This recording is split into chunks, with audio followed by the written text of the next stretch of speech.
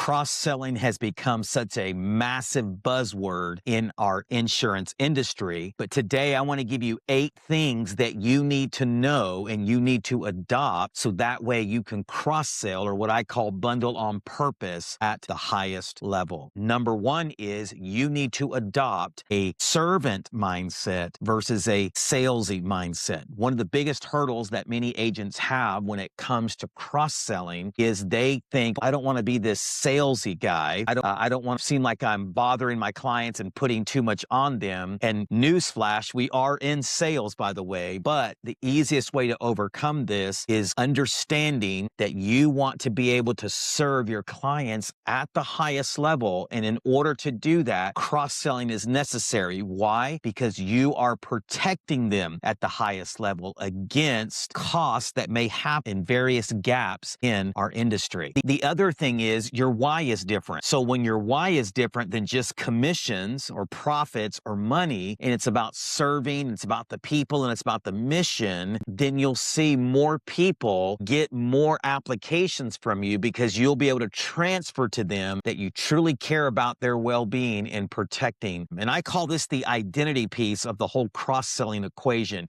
You have to get this identity piece right because you'll never out-earn your identity long-term. You'll always come back and it will self-sabotage your cross-selling efforts as well as your overall efforts in the industry. And the final thing I'll say here under number 1 is the identity that you live from daily determines what type of impact that you will make in this life, in all of your relationships, and more specifically for this video, in your business. So my question to you is, what type of impact do you want to make through your agency? Number 2 is consistency comes before confidence. In other words, your confidence will eventually catch up. But one of the biggest hurdles that I see with a lot of new is that they are worried that they won't have the confidence, or they don't know enough to be confident to explain these different apps that may need to be sold to their clients because they just don't know what they don't know. And I always tell new agents, you're not going to know everything up front, so don't wait to know everything before you do anything. And the bottom line here is confidence is built, not waited on. So you want to be consistent. You start with consistency first, and the more consistent that you are, and then the more confidence you build, the more confidence you will have. But you got to start by taking massive imperfect action and be willing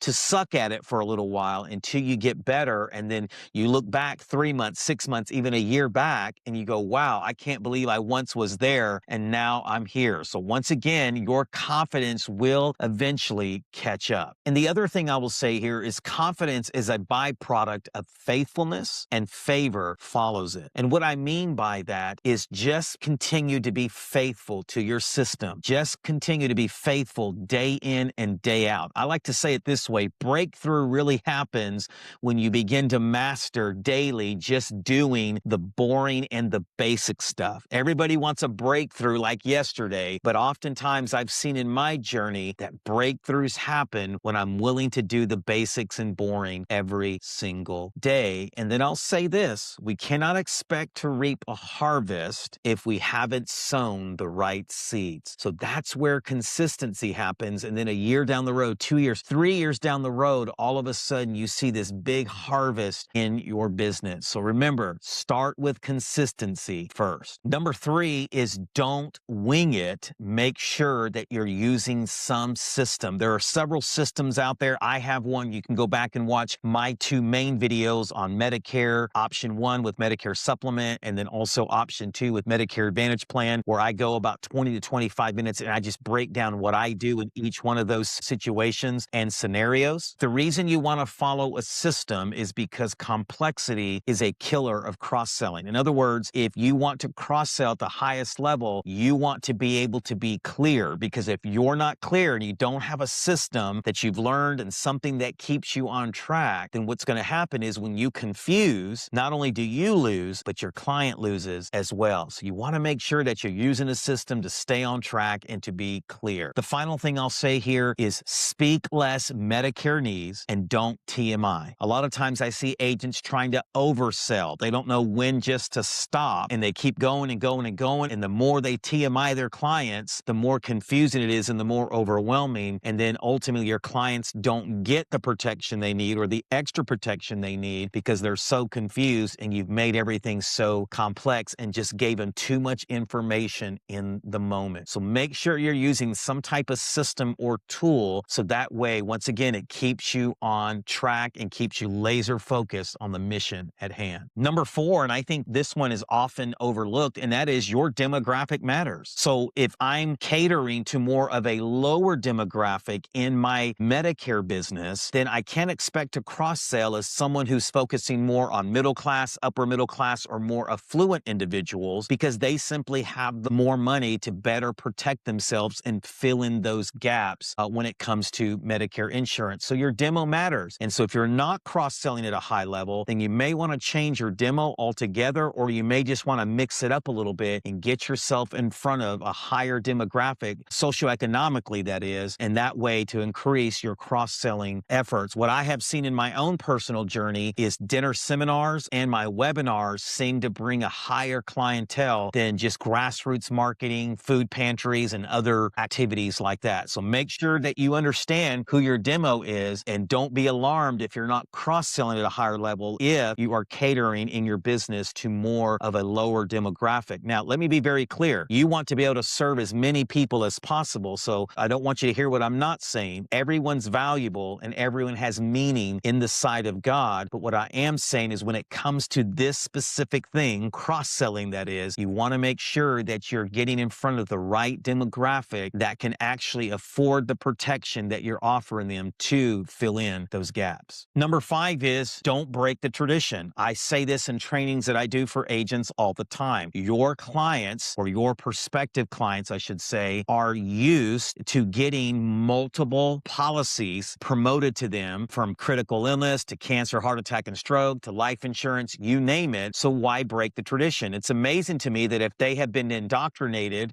to get these multiple applications for years, why you, the Medicare advisor, would not continue the tradition of protecting them. They're used to going to a job in corporate America and getting health benefits and clicking these different boxes and the different things that they may need to better protect themselves. So you, as the Medicare advisor, should give them the same option. You should say, this is everything that I would advise you to get to protect yourself better and to shield yourself better. The last thing I would mention here is that the more policies you have a home, the stickier the business is, because people want to be able to get everything at a one-stop shop. Now, we don't do everything here at my agency. An example of that, we don't do any property or casualty, but we do pretty much everything else. And so if we can go ahead and add that protection in and keep them from going somewhere else, then that is going to keep that person on our books longer. And that way they're not looking around shopping and then all of a sudden it's opening up the door for another agent or agency to move the other business that they have over to them. Number 6 is to prime the pump. What do I mean by that? If you're doing Medicare seminars, in my opinion, you need to mention the gaps that need to be filled at your seminars. We use a tool that lists the other services that we do, and we hand that out at all of our seminars in a little folder for people to review, and we actually advise them to check something on that list or all the different policies that they or products that they want to discuss. We also bring it up in our presentation at our seminars. I'll have a slide on the screen showing the various gaps in Medicare. I do the same thing on our webinars, and I do the same thing with anybody that I meet. So I start that conversation early on to get them to understand or begin to understand that there are different policies that you have in place just besides a Medicare supplement and a prescription drug plan or a Medicare Advantage plan, that there's more policies that you need in place to better protect yourself and have more peace of mind. So priming the pump means start the conversation with your prospects from the very beginning, so that way it's congruent all the way through, from the time that you're presenting to the time that you're sitting down with them and to the time that you're actually enrolling them into Medicare. By the way, if you are getting value out of this video so far, will you do me a favor, hit the like button for me, comment below if there's some feedback or some questions that maybe I didn't answer for you. This just helps me get this information out to more new agents like yourself. All right, let's close with the final 2. Number 7 is cross-selling isn't always instant. And what I mean by that is we live in such an instant gratification culture where we want the sale right away and we want to get all the apps right away. But sometimes you have to continue continue to build what I call that relational equity and focus on ROR, return on relationship, and I promise you the ROI will be there. You're going to have some clients that it's just not the right timing for them to go on Medicare as a whole, or maybe to get that specific policy that you're presenting to them during your Medicare presentation and sit down with them. So you want to make sure that you have a very efficient follow-up system, whether that is using the power of AI or you have that manually through some assistants in your office or both. You just want to make sure that if they're not getting something at that time, that you're staying on top of that, because you never know when life may change. And now it's a good time for them to get on that policy, because when they leave your door, they get off that phone call or that Zoom or Google Meet, or after you leave their home, I promise you, they're not thinking about all those policies that you discussed with them, because life just happens. And usually most people forget 50% of what they learned the next day. So you want to make sure that you have an efficient follow-up system. You know, I could share with you a story here real quickly of a client that I've had for about 7 years. And over that 7 years, even though I had presented certain policies at certain times, it just wasn't the right time. But if you fast forward to today in 2026, we have done retirement, we have done multiple Medicare applications, we've done multiple ancillary products like dental, vision, cancer, and so on and so forth. But it took several years to build that relationship, because timing is crucial. And like I said, they may not fully understand that day that you sit down with them the need for getting on that specific policy, and that's okay. I always tell people, we're not in the timeshare sales business. We're not locking the doors and headlocking people to getting policies, but we are in the people business and we are in the relationship business. So focus on ROR, and I promise you that ROI will be there. All right, the eighth and final thing that I'll share with you today is this: retirement has to be in the conversation. There's so many reasons for this, but if you do not have a good retirement program or option with your specific FMO or IMO, then reach out to me. My contact information is below in the video description, and I will show you how you can plug into the one that I've been using for the past several years. It's allowed me to earn almost 6 figures in commissions for the past 2 years, and you can do it without moving any of your contracts. So that's the beautiful part about it. But retirement has to be part of the conversation. Why? Because if you're doing Medicare, you're sitting down with so many turning 65 or later prospects who have no idea what to do with their retirement, and their retirement is going to ultimately affect how many plans can they keep in place. In other words, did they plan well enough for retirement? Have they thought about taxes and Social Security? And here's the big one: long-term care. That is the biggest killer